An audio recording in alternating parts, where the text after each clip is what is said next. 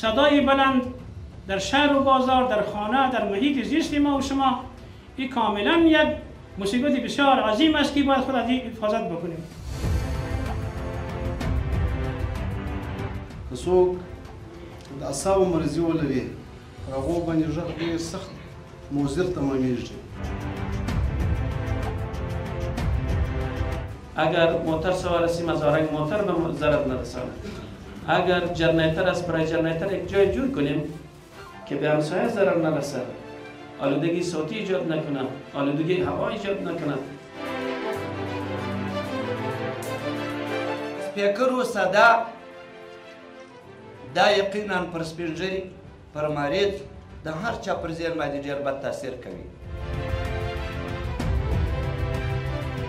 آلودگی صوتی بر انسان پیامدهای روانی را داره، استرس و اضطراب داره، بیخوابی و خستگی را به بار میاره.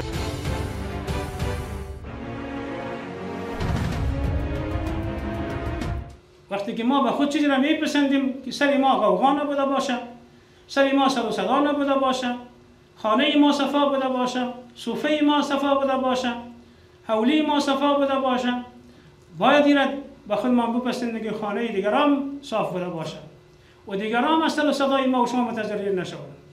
باید که از این آلودگی های صوتی دیگه سخت ما و شما متوجه بوده باشیم که اینها در شهر ما و شما، در بازار ما و شما همی است که این چیزها مثلا تکرار نشود. صدای بلند در شهر و بازار، در خانه، در محیط زیست ما و شما، این کاملا یک مصیبت بسیار عظیم است که باید خود از این حفاظت بکنیم. باید که ما و شما خود از سر و صداهای بیهوده خودداری بکنیم و شهر خود مثلا از این سر و صداها مثلا نگهداری بکنیم، حفاظت بکنیم. به هر حال این آلودگی صوتی خطرناکترین مثلا ضربه بر مغز انسان است و کسی که به بیخ خانه هایشانی لاسپیکرها صدا کده تیر میشه، اونا میفهمن که چقدر تاثیر منفی داره. با تعدادی 22548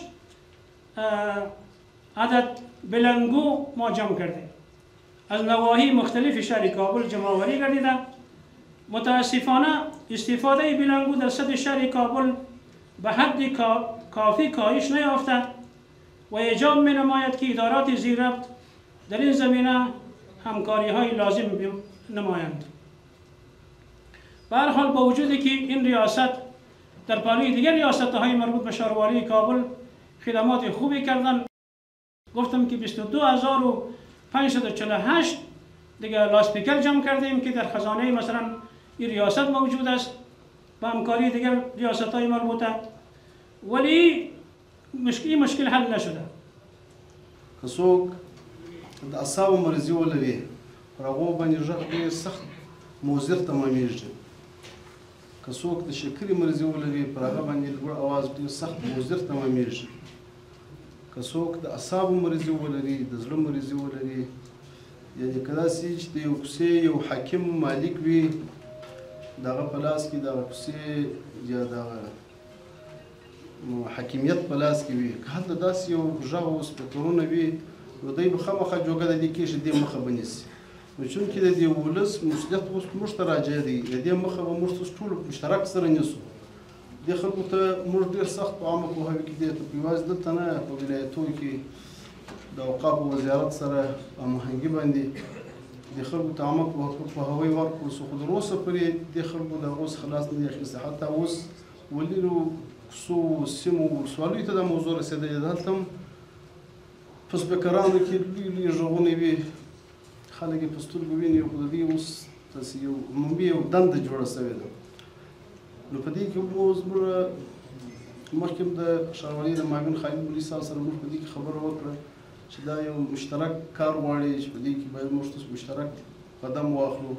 د امر بالمعروف وزارت محترم معین صاحب هم دي ته هم دا جواب ته ده چې دا یو منکر کار دی، په دې کې دوی موږ سره ونډه واخلي.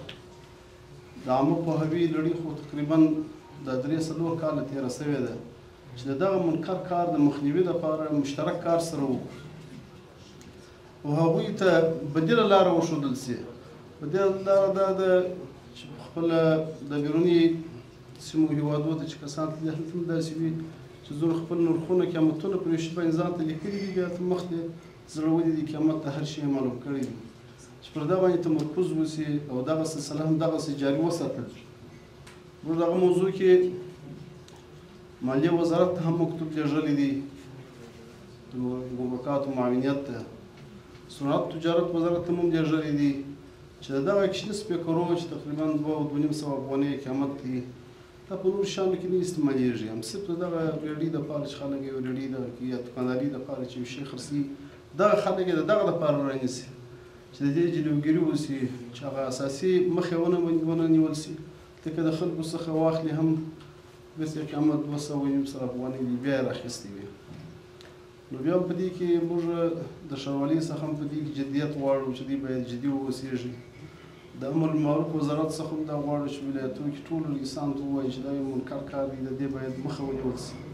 د اوقافو وزارت سره هم ښاروالۍ په همغږۍ باندې دا کار نور هم مخته یوسو چې هغوی ته ووایو چې د عامه پوهاوي له طریقه څخه د منبرونو څخه د علماو په تقاربو کې د جمعې د لمانځه په وعظ کې د دې موضوع پر اهمیت باندې خلکو ته خبره وکړي چې هغه ککړتیا څومره مضره ده، تاوان یې څومره دی او خلکو ته څومره ضرر رسېږي او تاوان یې خلکو ته څومره رسېږي. موږ دوی به انشاءالله دلته نور هم په کابل کې دغه موضوع جدي نیسو، خو ټول ولس ته مو څخه خصوصا دغه خلکو څخه چې د سپیکرانو څخه کار اخلي د هغوی څخه مو غوښتنه دا ده هغوی ته بیا هم دا وایو چې تاسې په ضرر رسولو مسلمان ته نفقه مه پیدا کوئ یا نفقه درته خرابېږي چې مسلمان ته ضرر ورسوئ او تاسې د خپلو اولادونو دپاره نفقه پیدا کوئ چې کومه نفقه ستاسو په تقدیر کې وي هغه الله تعالی تاسو ته درکوي او پر بدیل طریقه باندې تاسې کار واخلئ.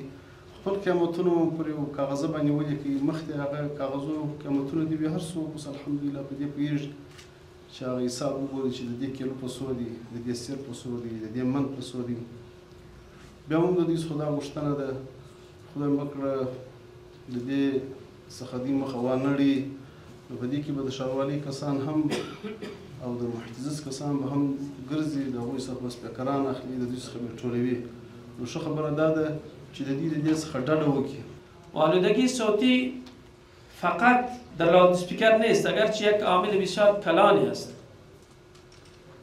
استفاده نادرست از هارنگ موتر در سرکار موتر میدوانیم کل شما بزرگوارا یا موتر داریم حتما در موتر تاکسی میشینیم، تاکسیوان یا موترهای شخصی ما شما بدون نیاز بسیار شدید و مبرم اگر هر جا هارنگ بده این خودش ضرر است. از کل تجار بزرگوار میخوایم، از وکلای گذر میخوایم، از کسانی که در این جامعه کدام صدای داره که شنیده میشن، از ائمه بزرگوار مساجد میخوایم، از امر بالمعروف میخوایم، از کل وزارت‌های در امکار میخوایم که در این مورد ما را یاری دهند. آگاهی دهی یک بخش بسیار خردی است ولی اثر بسیار کلانی دارد. در اینجا فرد ما شما مسئولیت داریم، بلکه بیشتر ما اینجا موضوع را پیگیری کردیم. بهتری باشه که هر یکی ما شما مسئول باشیم در کوچه خود، در محله خود، وکیل گذر است، کدام دکاندار است، امام مسجد است، بزرگواران را توصیه بکنیم که از این لاود اسپیکر استفاده نادرست صحیح نیست. در وقت استراحت مردم، در وقت مطالعه مردم، یگان مریض است، تو چه خبر داری از خانه که در خانه چی است، در خانه کدام مریض است. توصیه بالخیر می است که یک نفر بگوییم که از کسب و کار تو و مردم ضرر نرسه. اگر موتر سوار هستیم از آرنگ موتر به ضرر نرساند. اگر جرنیتر است برای جرنیتر یک جای جور کنیم که به همسایه ضرر نرسه، آلودگی صوتی ایجاد نکنه، آلودگی هوا ایجاد نکنه.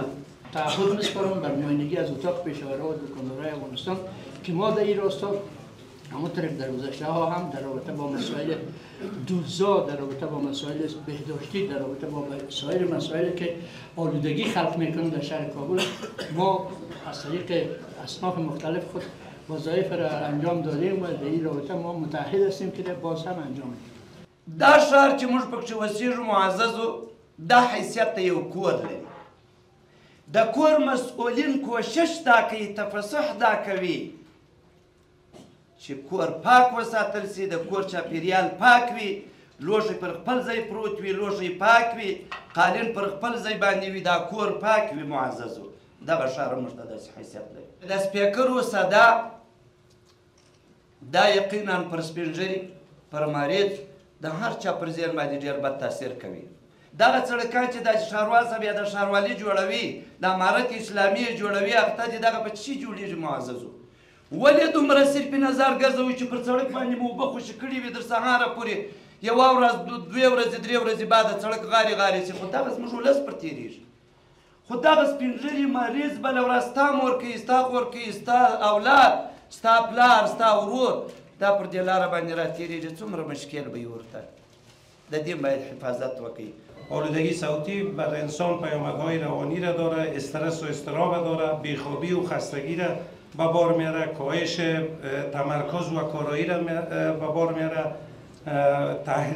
تحریک پذیری و عصبانیت که انسان اعصابش از بین میبره. پیامدهای جسمی از این چی است که شنوایی را کم میکنه، شنوایی انسان را کم میکنه، افزایش فشار خون، فعلا اکثریت مردم فشار خونش بالاست و ضربان قلب بلند میسازه، مشکلات قلبی و عصبی داره، سردردی و دائم احساس خستگی را به بار میاره و همچنان تاثیر از این بالای کودکان چی است؟ امروز ما در کودکای خود اکثریت در خانه میبینیم همین حالت در کودکا که اختلال در رشد ذهنی کودکان است. همین کودکان بسیار بطی ذهنش رشد میکنه و کاهش تمرکز در مکتب وقتایی که ما درس میخونیم، اگه حالا برین شما میره مقایسه بکنین با 20 سال پیش، بسیار کم کودک درس میگیره و یکی از این عواملش همین آلودگی صوتی است و ترس، اضطراب هنگام شنیدن صداها، چون صداها بسیار زیاد است. با شنیدن یک صدا بیشتر بزرگوار گفتن حتی خانم ها ذوف میکنن چی رسد به اطفال. و تاثیر بر محیط زیست چی است؟ حتی با وجود زیاد شدن صداها حیوانات از زیستگاه طبیعی خود فرار میکنن چون سر و صدا زیاد است. اختلال در ارتباط حیوانات است به ویژه پرندگان و برهم خوردن تعادل اکوسیستم، سیستم زندگی و حیوانات است.